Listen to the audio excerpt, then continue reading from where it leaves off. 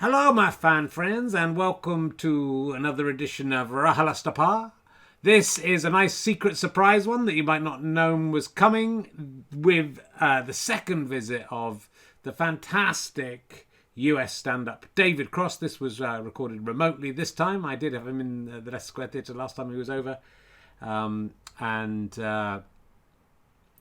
His new special is great. Do check it out. Lots of fun in that one, and shocking and wonderful stuff as well. But it was great to have him. He spoke very generously and gave us his time. Look, we're doing this run at the Leicester Square Theatre, which you can buy your tickets for now. Names are starting to be announced. If you go to richardherring.com/gigs, you can see who's been announced so far. If you become a monthly badger, you will get information about the guests ahead of everyone else. Go fasterstripe.com/badges.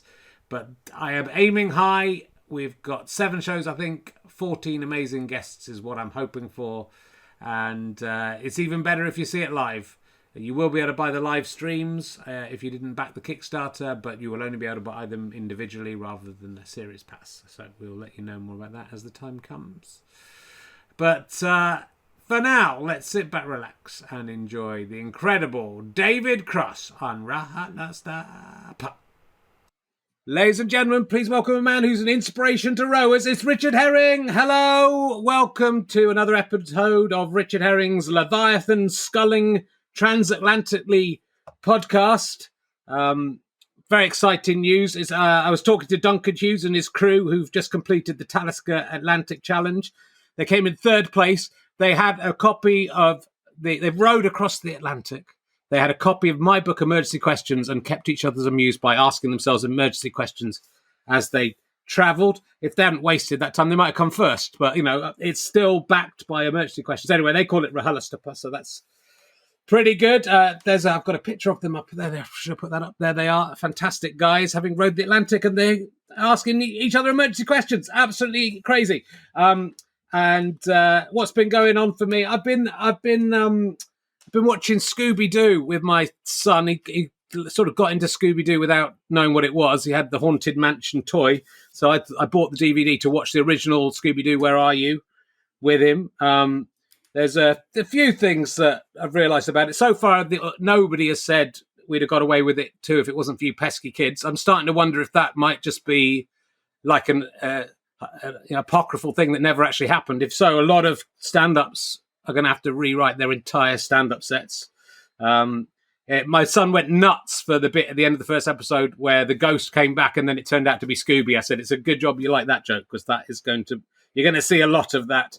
But the sad thing I realised was that the show was made in 1969. So Scooby Doo, the oldest dog that's ever lived, was 30 years old. Scooby Doo is definitely dead.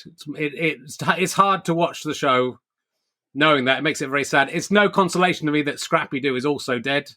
I don't think that makes up for the death of Scooby. I think all the gang are probably still alive. Velma says Shaggy's the best gymnast at school. So they're at school recording, so they might be in their 70s now. But it's very sad to think Scooby Doo's no longer with us, and I haven't seen an obituary for him. I was wondering if they could do a reboot of Scooby Doo, like they've done a reboot of the Fresh Prince of Bel-Air. And it could be Shaggy in sort of middle age being haunted by the ghost of the talking dog that he once knew. It could be quite moving and scary and upsetting. It'd be quite, he isn't really a ghost. He's just a man. I don't know. Maybe. Anyway, the good news is I'm free of COVID. I tested negative yesterday. Still a little bit tired, but I have no more COVID in my body. Though the bad news is the news story is coming in that coronavirus lingers in the penis and could cause impotence. With all the genital worries I've had over the last year, that's the last thing I need. Someone else saying it had made their penis shrink.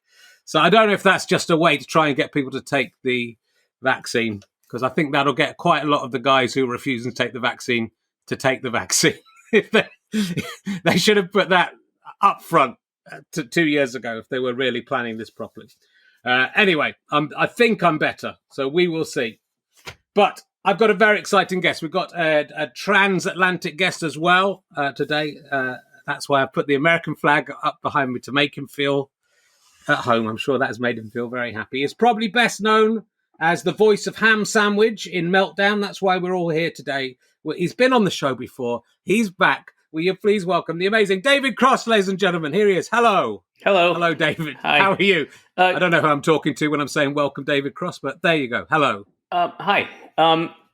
So I'm not, there's some mistake. I don't know what my bio says or my current bio or Wikipedia, but I am not that I have any problem with any of this at all, but I am not trans. Yep. I'm not trans. Okay. I mean, I hope I'm considered an ally, but I'm not. That's a mistake. Okay. I think it's the Atlantic that's trans, which is, people have accepted an ocean, maybe seeing itself as a sea. I don't know. I'm not trying to change the ocean either. I'm not trying to alter. Okay, maybe I need to do some studying up on this, but yeah, okay.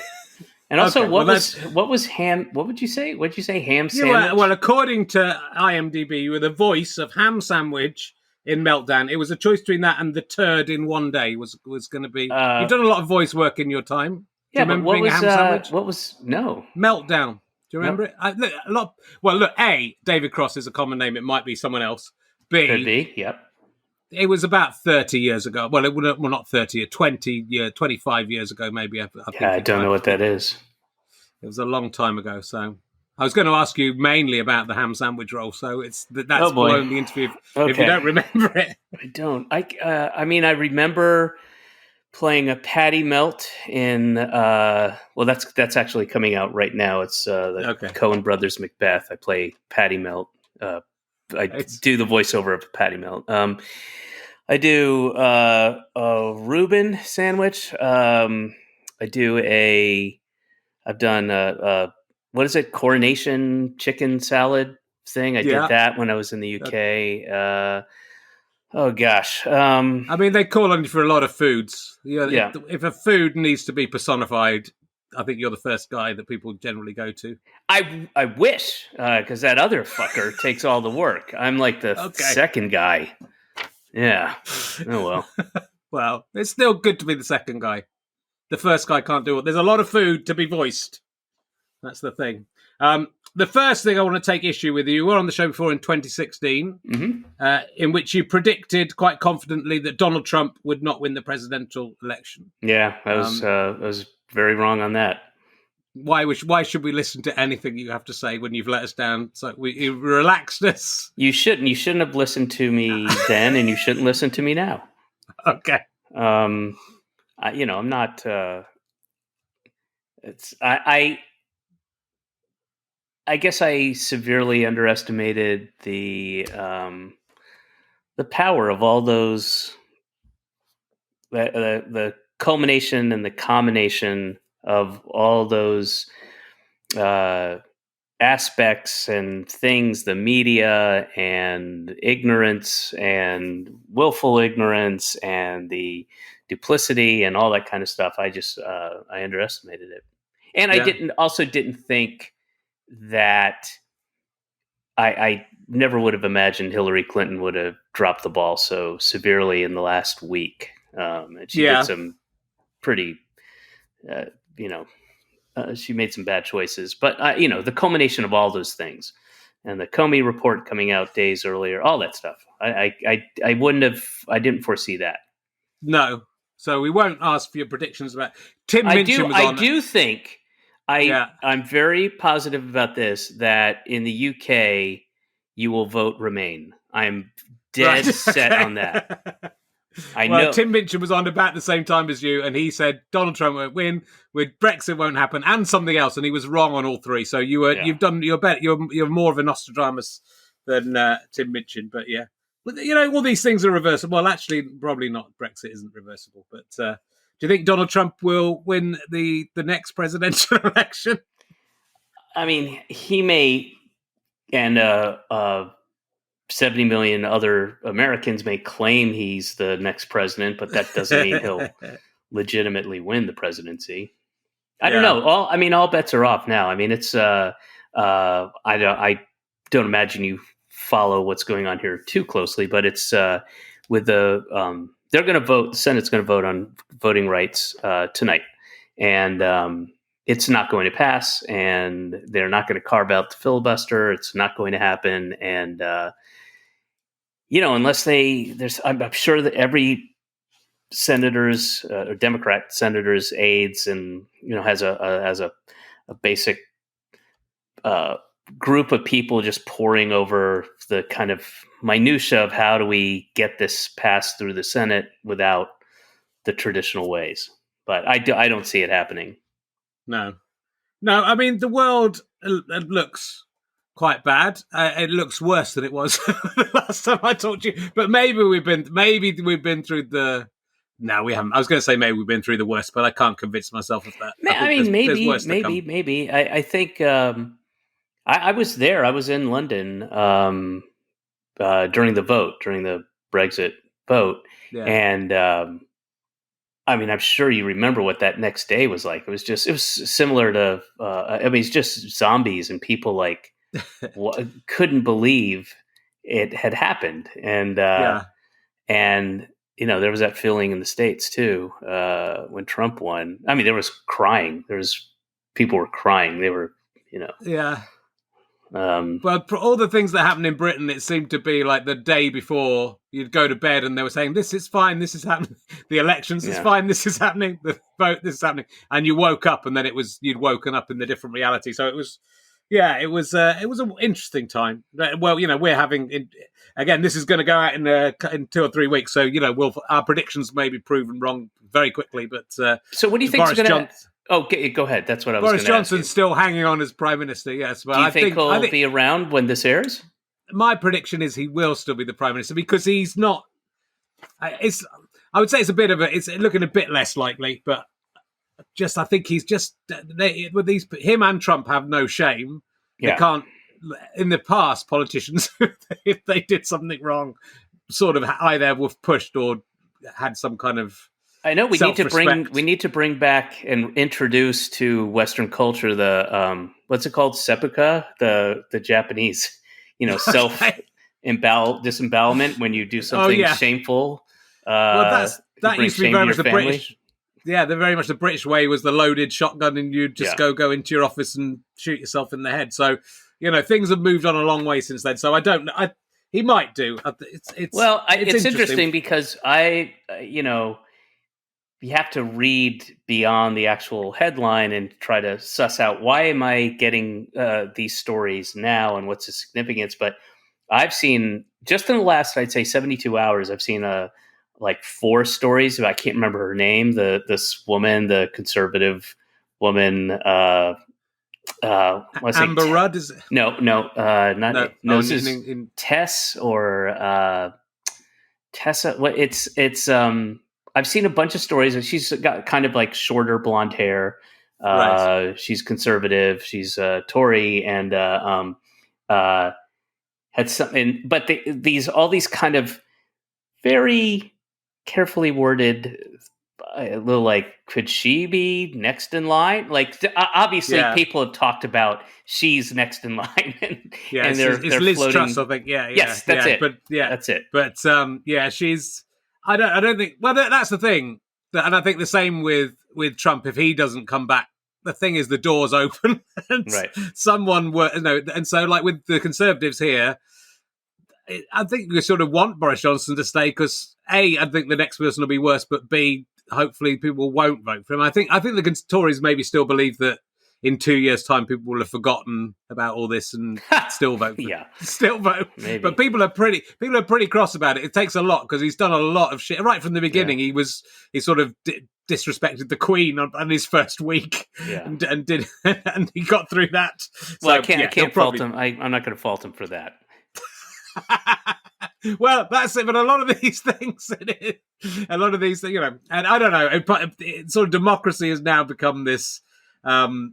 It's become who's the best at getting people to vote rather than coming up with a policy and saying, do you want to vote for that? It's finding out what people will vote for and then not having to do it. And even through subversion and lies and, putting out misinformation, like, the vote's going to be 3:00 on November 6th or whatever. And, Oh, well. This brings us to your special, which we'll talk about, which is called I'm From the Future. on Netflix, I believe. I hope I've got that right. It's not on Netflix. No. Okay, let's edit that out. What's it on? It's available as of now, exclusively. It might change later, but right now it's available on my website, which is officialdavidcross.com, and we've got different kind of packages, and that's where you can go see it. Great. Okay, so we'll head there. It's well worth seeing. Enjoyed it very much. I mean, it's very challenging and intellectual. I don't know if it's wrong that the bit I enjoyed the most and that I identified with the most was the bit about was the bit. Do you know which bit I'm going to say? Was the bit about being a middle-aged man and dreaming about having to have a shit. Yeah, that half your dream is taken up with just looking for somewhere to have a shit. I mean, it started like a good 10 years ago, I want to say. And it really is like, and I think you're being a bit kind to call us middle-aged, but we're on the other side of it. But it's just something that it wasn't even like I was like, I'm going to write a scatological bit about, it just was something that occurred to me because I was initially doing that, the thing that prefaces that about dreaming, daydreaming about doing stand-up again, because I didn't get to do it for a year and a half because of COVID, and then I just sort of stumbled on that because it is a real thing that I can't tell you how many times I've been having a very nice dream. Fun things are happening. It's challenging. Yeah. It's erotically charged. It's it's a fun, interesting dream, and then it just shifts. We're like, I'm just trying to find a place to take a dump, and wherever I am, outdoors, indoors, my house, somebody else's house, it's like, hang on, hey, this isn't working, and. So you can relate to that. You've had that happen. Absolutely. That happens to me all the time. So it's like a proper piece of observational comedy, which isn't usually my thing. But I love it when an observation is something like that's sort of that way out there, but then it turns out to be, at least for me. My wife also enjoyed it, and I don't think she has the same issue. I don't think she's. I don't know. I didn't ask her, but I was literally pissing myself out. At that point, because I am very old, but no, that's a very funny bit. There's like Chris Evans was saying, who's not that one, not the Captain America one, my director.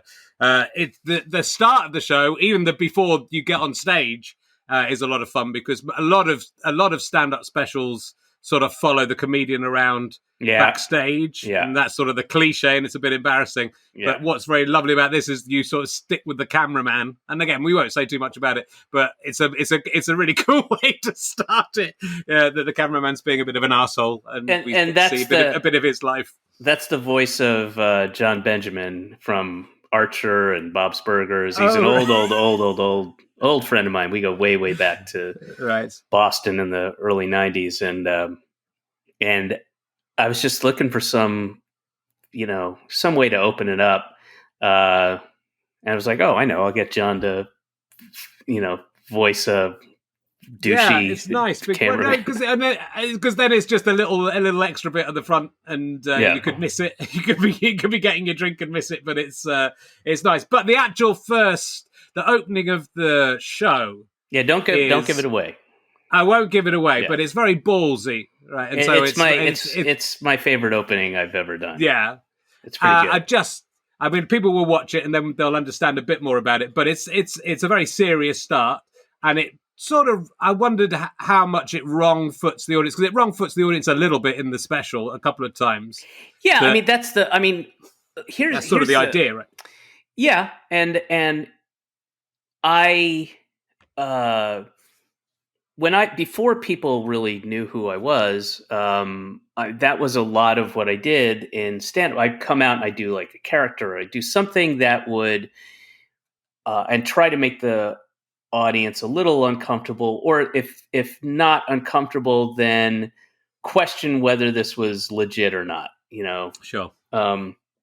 And I'm not able to do that anymore for obvious reasons, but I love that feeling of people truly going, where is he going with this? What is this? What is he why is he doing this? What is he talking about? Where is this going to end up? And I love that kind of thing, especially in the beginning of a set. Yeah. And at this point, I mean, these are all my fans, and it's a TV taping, and so they know it's not going to be something. They know it'll have a point to it, I guess. Sure. And I suppose, but there's an element, you're thinking, well, there's going to be a reveal, there's going to be a joke, but there's a part of thinking, oh, maybe he's going to do a really darkly serious show about his family history or something. Yeah. So it's really there's a tension, but I've done stuff not exactly like that, but in that sort of same genre, I suppose. And it's sometimes like, even if you're trying to do a slightly serious bit, or you've got a serious bit that will be the most risky thing, you do a bit that's a long serious bit that then has a punchline, is that somebody in the audience shouts out at the wrong time or laughs at the wrong bit, or always. And so always a danger. Yeah. And I did that a number of times before the taping, and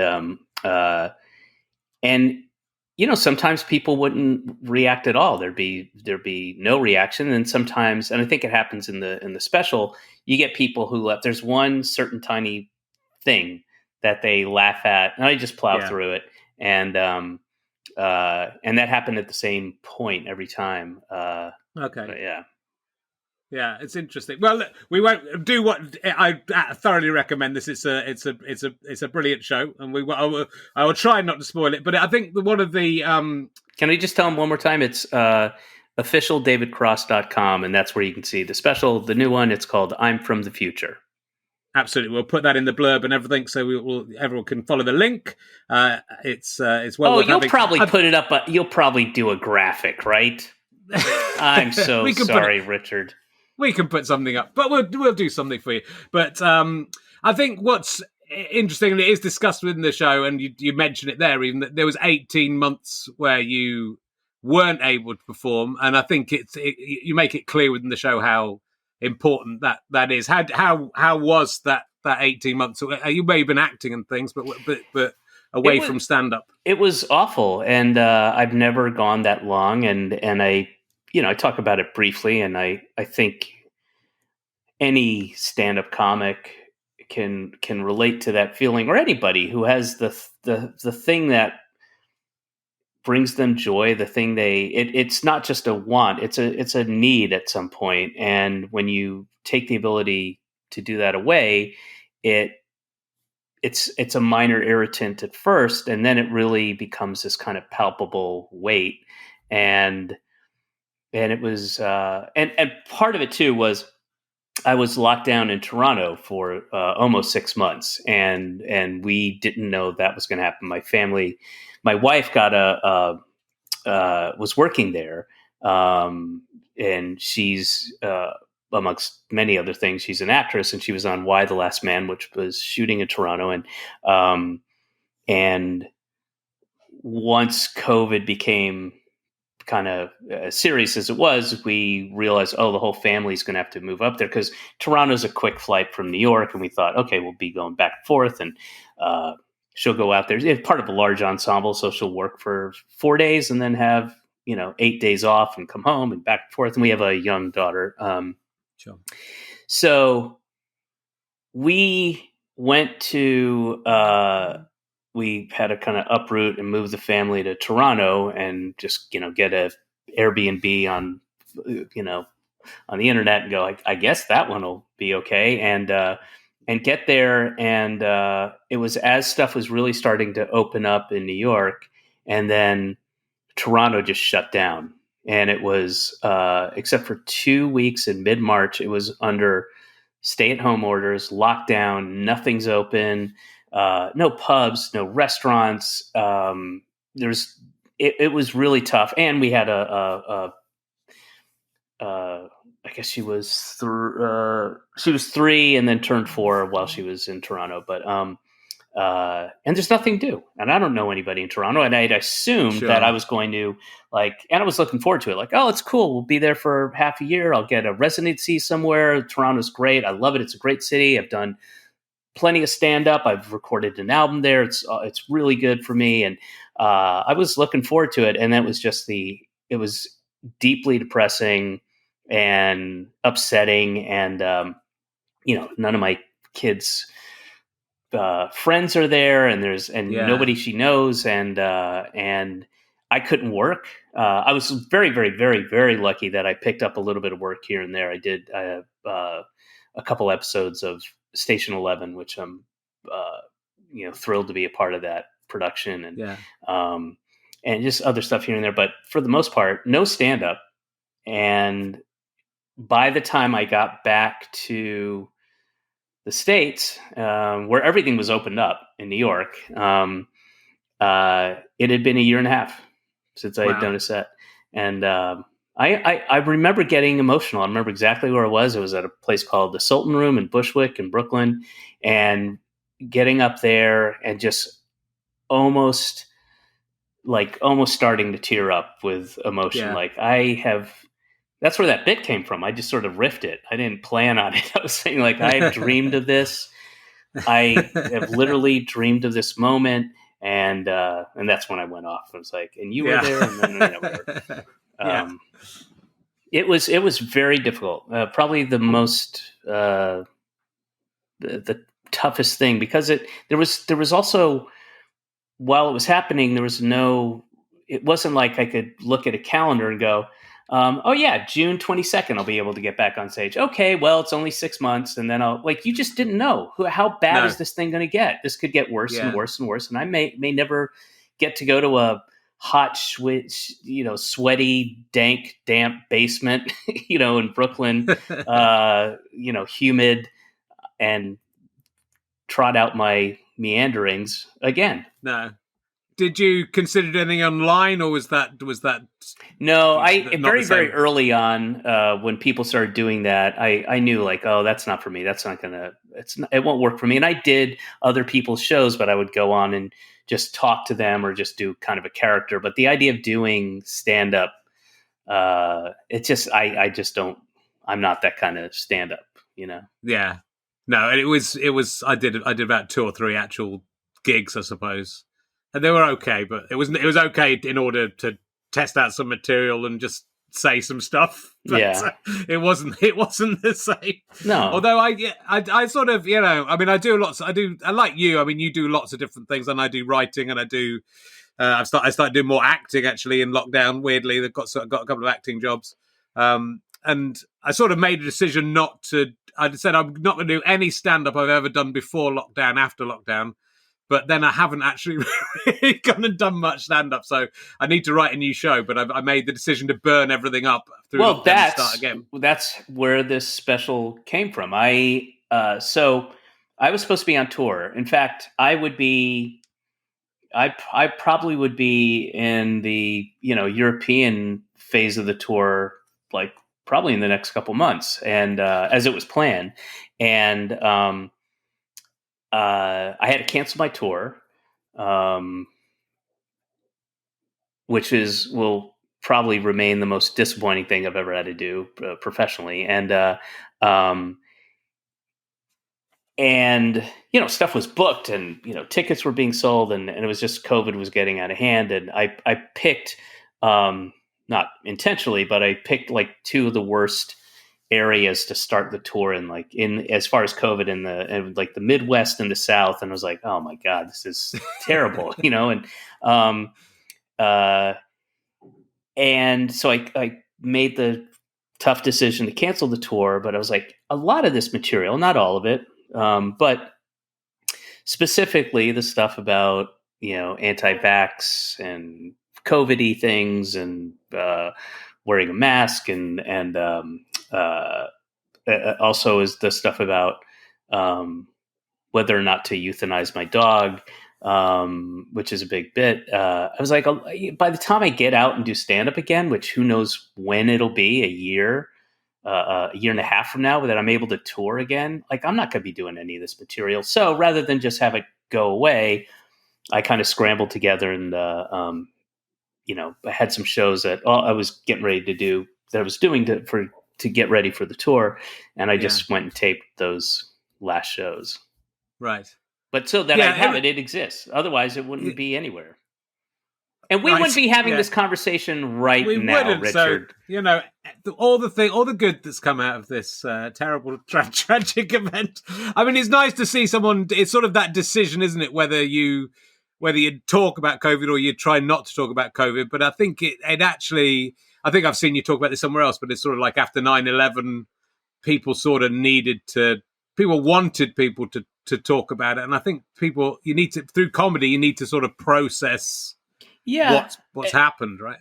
Yeah, it was I think I do a pretty good job of intuiting whether, okay, how much is too much? Where do I put this in? I don't want to, I can use COVID to talk about other things. So that it doesn't feel like, it's an hour special, but 30 minutes of it is COVID. So hopefully it doesn't feel like that, even though I use it as jumping off points for bits that become about other things. But sure. I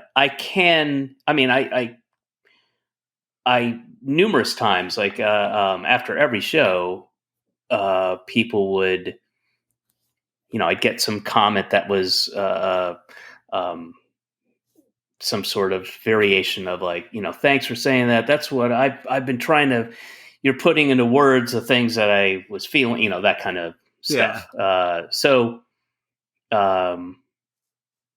And it's a place, I guess it's a show that even though there's a lot of laughs and everything, and it's a comedy show, there's a place that allows like-minded people to get angry and vent and do it in a funny way. I think that's what was kind of there was a bit of a release for some people, Sure. And I think that, the bit that certainly resonates because it sort of happens so much that's both funny and not funny, but you make it funny, but is anti-vaxxers or people who won't take the vaccination dying as which just even today there's one in the paper today about a folk singer in the Czech Republic who caught COVID on purpose to get it out of the way without being vaccinated and died. I don't think she was particularly an anti-vaxxer. But that's one way. That's one way to get it out of the way. I wouldn't follow that path, but it's because it's one of those things that is obviously tragic, but also no, it's not. Sorry. Yeah, it's. I think we have to temper the idea that it's tragic. In the overall picture, it's tragic, but this has been the case forever, that people are so easily manipulated or ruled by emotion that and tribalism that they do things that harm them and harm their families and their loved ones. And that, in a sense, is tragic. But if you've been given, at some point, it's been years and people are, I addressed that in the special briefly. Like, I get why, I don't agree, but I understand why some of those people believe the things they believe and how important it is to them. And, but I don't know. I don't know if tragic is the word. Yeah, but I suppose the thing is, I think most comedians would joke about it. I think, but I think most people might want to vocalize. That's one of the things I think people would want to vocalize. That there's an element of you going, well, if they're going to take that risk and then it backfires on them, that's sort of funny. But I think most people probably wouldn't say it out loud.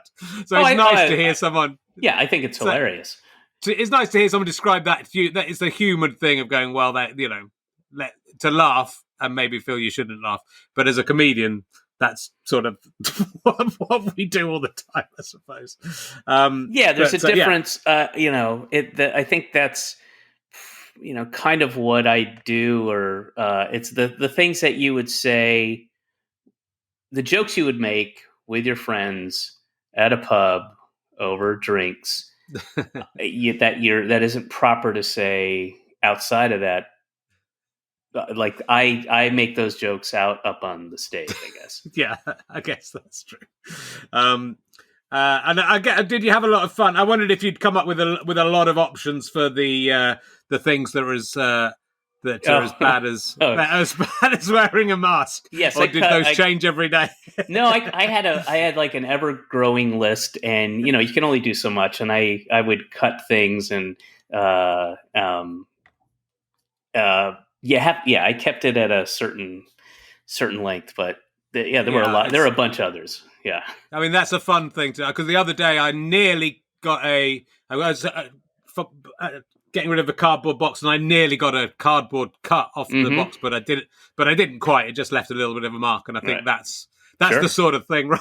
Yeah, that's the sort of thing. So it's a fun game to people that play at home. Things that are as bad as being made to wear a mask. So they're very. That's but I suppose that's another little bit of sort of way of doing observational comedy through the back door as well. But it's really nice stuff. Well, let's talk about it. It's a great show. Go and get it. We won't talk about it too much more because I don't want to wreck everything. Yeah, they haven't seen it. No. So I think we've skirted around without giving away too much. But I just nobody wants to hear 30 minutes on something that they haven't watched. No. But I was going to ask if you've seen Bob Odenkirk and is everything going okay? He's obviously, I know he's touring the UK, so he's back on his feet. Oh, I don't know exactly how long it was, but I would say roughly 10 days. After he got out of the hospital, maybe not even 10 days, but he was in New York, and he has a place in Manhattan. I live in Brooklyn, and we made plans to get together, and he fucking rode his bike, or rode a city bike. He got a bike. He rode his bike from like the Village down to the bridge, over the Manhattan Bridge, and then up to where I just rode his bike after being in the hospital for 3 days, forced. What's that called when they force you in a induced coma? And so it's pretty amazing what they're able to do now to clean up your heart and your arteries and your aorta, and they don't even need, it's not even an invasive surgery anymore. It's like they go in with, they basically go and blow it out. And they went through his arm, and there's no like scarring. It's crazy. Sure, he's great. Yeah, he's doing great. I believe. Well, I'm hoping to get him as a guest when he comes over in March, because we're doing the shows back at the Leicester Square Theatre. So I'll talk to him. Let's see. I'm talking to him probably because he and his brother Bill and I are working on a project together. We're writing this thing that we sold the idea. So I can't say too much about it, but okay. But and his schedule's crazy. I mean, his shooting schedule for Saul is nuts, because they shot everything when he was down. They had to shoot all the other stuff. So now it's all backloaded and it's all his stuff. And, they'll shoot for 12 hours of him, putting on different ties for a full day of shooting. So who knows? But I'll let him know. I'll talk to him about it. Great. I think we're talking to his people, but that's brilliant. It's a very touching friendship the two of you have. It's often I was in a double act, and we're not as good friends anymore as you are. But you see the interviews from both sides about each other. I saw Bob saying how you were the funnier one of the two, which is a very lovely thing for someone to say in a double act. But no, we're very. We're very close. We respect each other a lot. I think one of the keys to the success is that neither one of us has much of an ego. We're also early on we recognized what our individual strengths and weaknesses were, and what made us different, and what made us work as a unit so well. And I mean, we've never had like a blowout fight or anything like that. And I've learned a lot from him over the years, not just doing comedy, but as a person, and I think vice versa. And I mean, we truly like each other's company, and we make each other laugh a lot. And it's like that. Uh, it's too bad we're not sexually attracted to each other, because it would be awesome. It'd be the greatest relationship, you can imagine. But you might have blown. That might have blown. Might have fizzled out after that. It's the will they, won't they, and then you do, and then all the chemistry's gone. That's true. So That's true. when you're both 90 years old, you should bang. Just get it out. Yeah, and make a special of that. Well, everyone will pay to see that special. But that'll be in the future, so it'll be like VR, man. It'll be like metaverse. Dude, you don't even know, man. It'd be fucking. You'd be able to stick a finger in your ass while you. But you could do it with VR. It'd be a virtual finger. Amazing. I look forward to that. That's lovely, fantastic. And like you, I've got kids a little bit later in life, mm-hmm. and I saw you saying it was an act of narcissism, which I think is. I did something similar before I had kids, about talking about people having kids and saying it's a wonderful thing. But do you feel that now you've got a kid? Do you feel it's because I think you sort of almost. There's a danger of losing your own personality because you become the sort of slave to these children, or do you still feel? I think that because I'm an older dad, I think I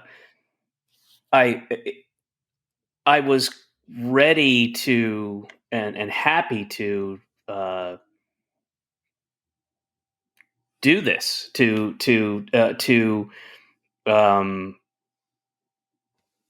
change and do those things that a good dad would and could and should do. And meaning I'm not I don't care about losing my personality. I don't care about work doesn't come first anymore. Sure. And I'm, if I was 29, I think I'd be having real issues with that if I was much younger, but I've gotten to do all this stuff. I've gotten to live this great life. And I mean, obviously I can't, like, I used to be able to pick up and just go to London for 10 days and, or, with my wife or by myself. And, I still have a lot of friends in London. I love it. I miss it. But that's not going to happen. And now she's in school, so it's really not going to happen. But any time that I start sensing like, it's, I've got to do this thing because I got to pick up my kid at school and okay, great. I got to do all that stuff. And she is, she's pretty awesome. And I don't regret any of it. And I have been with her so much of her life. And part of it is because of COVID. But I was, because of what I do for a living, there's, it's like feast or famine. But when I went out on tour, on the last tour, Oh Come On, I mean, we put a crib in the tour bus, and my wife was with me, and we toured. And outside of going to a very truncated European leg of the tour, and a movie that I shot in Oregon 3 summers ago, I mean, and that's a total of about, I don't know, 7 or 8 weeks. I've been with this kid since she came out of the womb. And 98% of American dads don't get that. They don't get that opportunity. So I know how lucky I am, and it's great. And at some point, it's probably should this project with Bob and Bill go, then Daddy's going to have to be gone for big chunks of time. But she, hopefully it won't be that big a deal because and she'll want me gone. she'll want a break. I think my daughter would like me to go, but it's I'm the same. I mean, the only I had a bit of a health scare last year, and obviously then started. And I had a friend who had kids late who sadly died of cancer a couple of years ago and left a young son. Does that worry you that you might not by having left it late, you might not get to see some of those later years? I wouldn't say it worries me, but I think about it. But it is what it is. There's not a whole lot I can do about that. And, but I'm not that old. I mean, I will. But I'm not that old. But hopefully last year, I just remember trying, because my son's like the same age as your daughter. My son's 4 and my daughter's nearly 7. And so, like last year when I had this health issue, and I'm just writing about it now, and I realised for those weeks when I really wasn't sure what was going on, I was desperately trying to do something that they would remember. But every time we went out we tried to make snowmen, but they got like covered in cat shit and that sort of stuff, So you think they'll remember that. They'll remember it, but that's not what you want to remember. You'll be remembered. That's your legacy. Remember as the cat shit snowman guy. What happened to him? One day it was catch everywhere, but it's I mean, you can't worry about it too much, I know, but it's well, no, I'm the same as you. It was really great to have that time in lockdown with them, and I think you definitely do appreciate it more. And I know your own childhood wasn't the happiest, and your father wasn't the greatest dad. No. So do you think you kind of, does that make you more determined to be a great dad? Absolutely. I've seen you say, yeah. Absolutely, yeah. And that was a thought I had, even when I was aborting kids, that was on my mind. I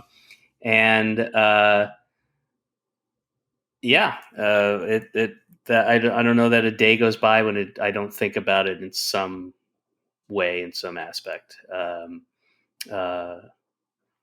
Yeah. And like Robin Ince, I don't know if you know Robin Ince, the UK comedian. He wrote a great book about. Yeah. He wrote a great book about what makes comedians, and one of the things is some kind of losing a parent, either through death or whatever, or a lot of comedians are adopted. Do you think that had any bearing on you becoming a comedian, or was that something you think was innate within you? I think both. I think you can. I mean, I moved around constantly. I was always the new kid, so I think it was a bit of a self-defense kind of. Not even self-defense. I don't know if that's the right word. Just a way of getting accepted, and funny kids are accepted by a group of people, except for and this is still the case even in adulthood, except for the kind of dumber ones who are a little put off or threatened by that for whatever reason.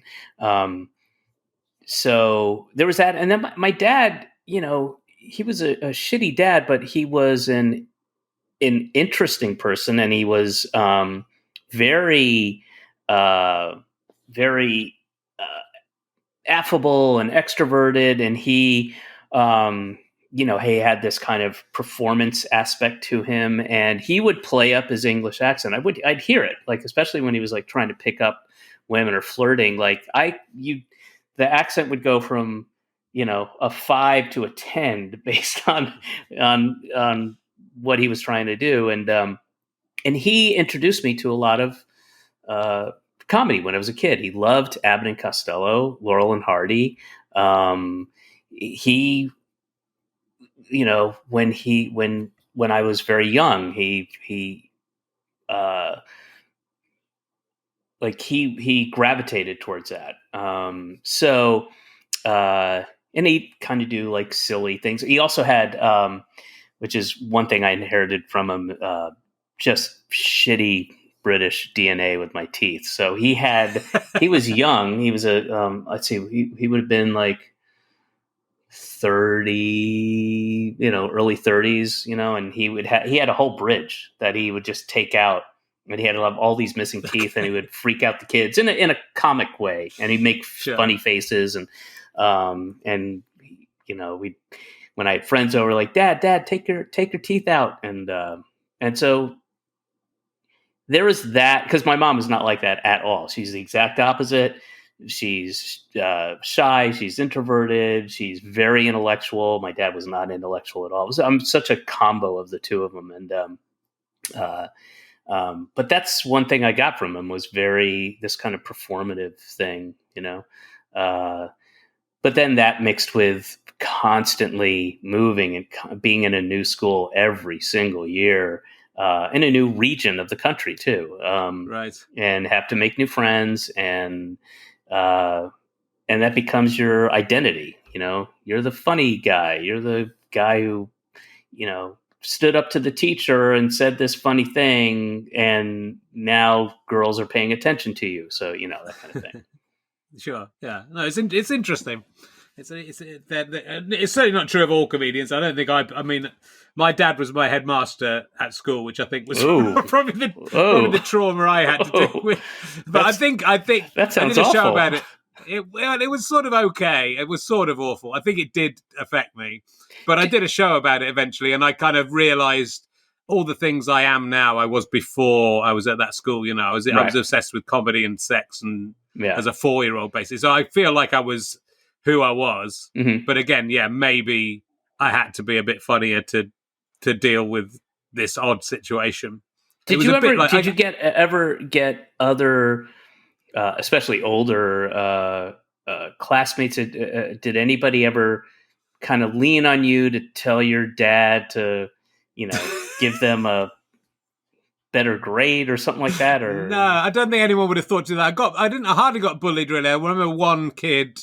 Like he was an older kid who then took the sports lesson because he was sporty, and then there was no teacher around, and he just sort of kicked me around the rugby field, chased me around, just kicking me because there was because I was the headmaster's son. But that was the only real. So bit you both got a workout, all right? Yeah. So that's the only bit of bullying I can remember. I think people sort of thought, that you'd get like the answers to exams and stuff like that, Right. So people, because I did quite well at school, so people, some people would think, oh, he's getting all the answers, so which was not the case. It was sort of weird, but it was a nice countryside childhood I had. So I don't really, but I think so much. I think every now and again, I think of some things I do in my life, and I wonder if I'm doing that. I've written a blog every day for 20 years, right, that I put up online. And I just remember my dad saying there was a newspaper journalist called Mars Kington, I think it was. It was one of those guys who wrote a newspaper article every day in the Independent. And I remember my dad saying, "Oh, this guy's so amazing because he can write a funny article every single day." And I just wonder, am I psychologically attempting to impress my dad by attempting to write a funny article every single? I mean, it's every day. I haven't missed a day of it in 19 and a half years. So it's sort of even with your health scares. Exactly. And but I think that's interesting as a comedian. It's interesting what you said about Bob. I absolutely wanted to get, I did podcasts like within 7 days. I had an operation. I was doing podcasts within a week, so obviously it's not riding a bike across a massive bridge, but it's you want to get back out there and do stuff. And I think there's probably something in comedians about that, isn't it? It's sort of refusing to lie down and refusing to be beaten by stuff. I suppose there's that element where you've got to fight back all the time, I suppose. Yeah. And again, just like, it's hard to describe. It's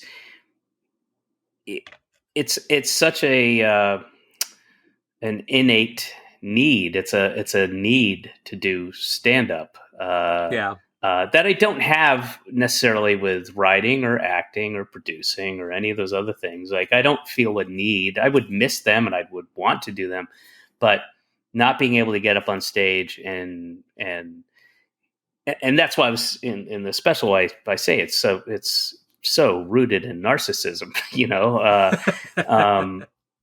but yeah, it's like unlike anything, I really missed it, and it fucked with my head. I mean, the specifically when we were in Toronto, it was depressing, and I was not it was hard on our marriage, and Yeah.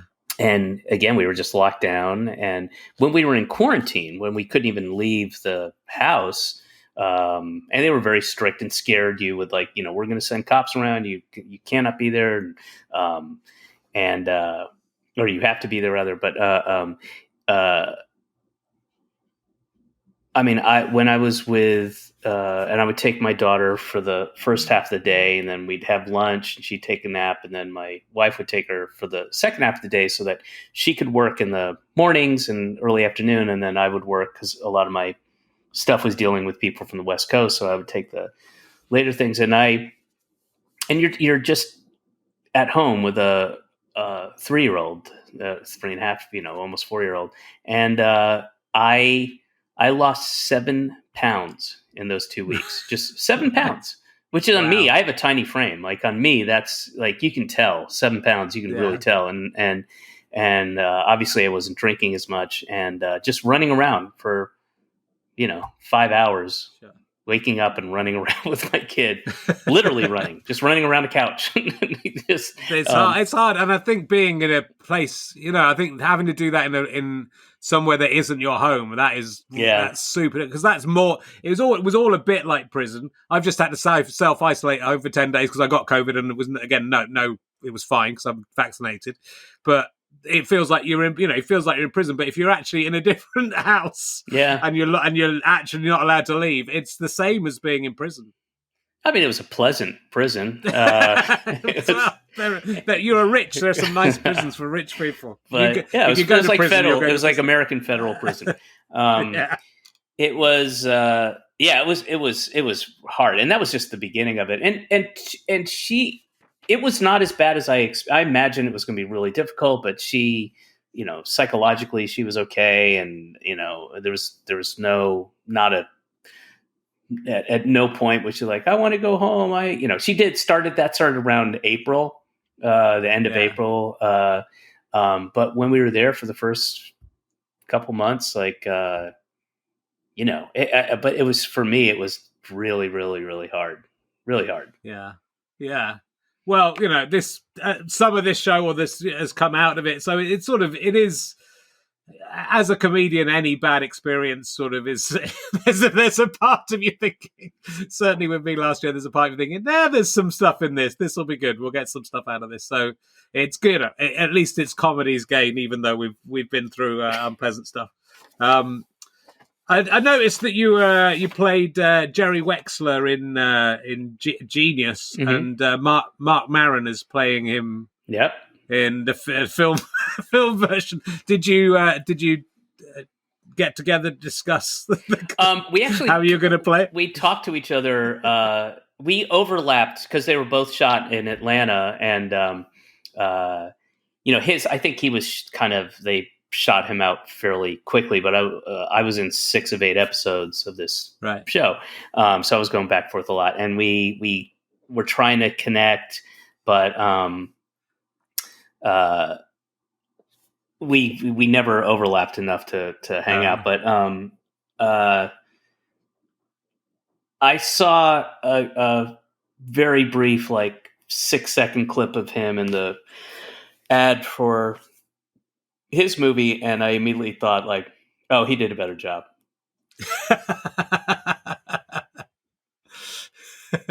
Well, I will. It rings. What you should have done is like just one day gone into each other's jobs and just see if anyone noticed. If you're that good, you should both have been. Well, I didn't watch either one of them, nor will I. So I'll let other people decide. Okay, we'll let other people decide. And I saw you were in a film called Dark Divide. Yeah, I just saw a clip of it. Mm-hmm. Where an owl flies out of a tree and lands on your head. Yeah, that was real. That was a real. Did it really go on your head? Yes, it did. And even though they had padded the hat, those, if you could see it in the clip, those talons are Those are massive. And that owl is fucking heavy. That's a heavy, Sure. dense creature. And it was spotted owl. So it's this rare, big, and, there were owl wranglers and whatnot. But yeah, that was that left a mark, even though I was padded up. And that's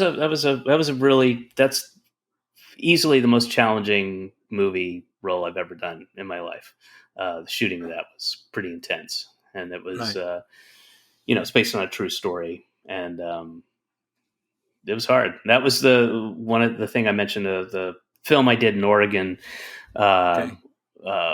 where I didn't see my daughter for a while, but it's good. I'm proud of it.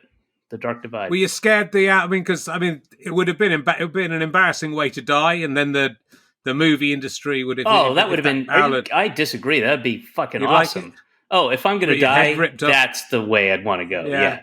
Shooting a movie in the woods and an owl, inadvertently pissing off an owl and it decapitated. And then the whole movie industry would have to look at the way it dealt with owls and actors. That's right. And there'd be that, and then there'd be David's Law, and it would be enacted. It'd be universal. Yeah, good. Well, I haven't seen the film yet, but I will. I'll check that out if you're. It's beautiful. I will say that it's a stunning. Yeah. It's shot in the real Dark Divide, the Gifford Pinchot National Forest. Cool. Terrific. I'm going to ask you a couple of emergency questions. See what comes up here. I've got a new. And then I'm going to have to scoot. Okay. Yeah. No. Absolutely. I'll give you. Thing. Yeah. Got to have your beard trimmed. Yeah. All right. I will ask you. There was one I wanted to ask you, and I've forgotten to find it.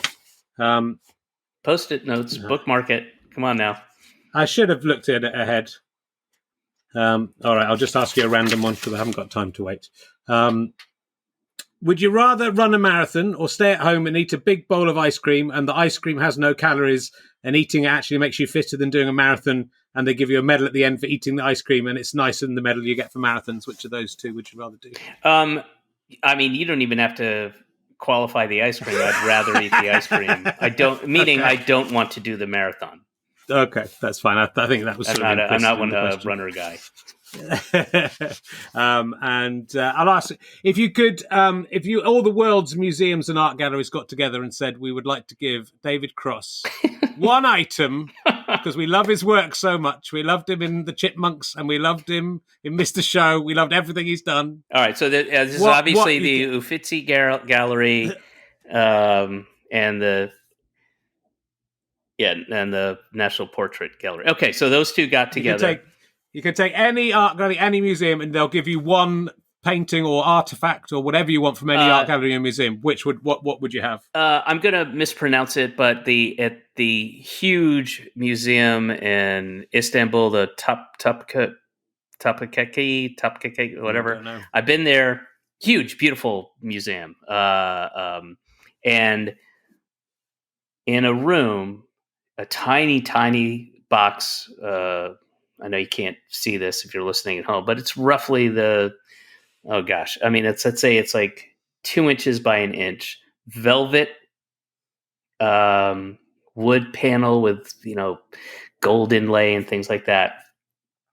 And the little thing that describes it, tiny little piece of paper. This is under like heavy plexiglass. In a guarded room, and I'm paraphrasing it, but within this blessed box lies a hair from the Prophet Muhammad. It's not open, wasn't open, it was just a closed box. Okay. And you're just supposed to take it on good faith that there's a hair. I don't know which hair, where it came from, what part of the body, but a hair from the Prophet Muhammad was in that box. Beautiful box. Yeah. But not even a photograph of the hair next to the box. It was just a closed box. And it's a beautiful museum. It's like their main museum. It's and there you go. That's the thing I would want. I would want the box that supposedly And would you look or would you not look? Would you keep it? Schrodinger's cat, man. Schrodinger's cat. Okay. I can't look or it won't be there. Okay. If I look, it won't be there. So that's a terrific answer. I don't think we'll get that one again. So it's nice to get an individual answer. I will let you go and get that beard trimmed because I will recommend to everyone that they check out your special and look at the link, and we'll put a link to where you can get it. I really appreciate you giving me the time, ladies and gentlemen. Fantastic! Give a round of applause at home to the amazing David Gross. And pull over if you're driving. Please pull over before you give a round of applause.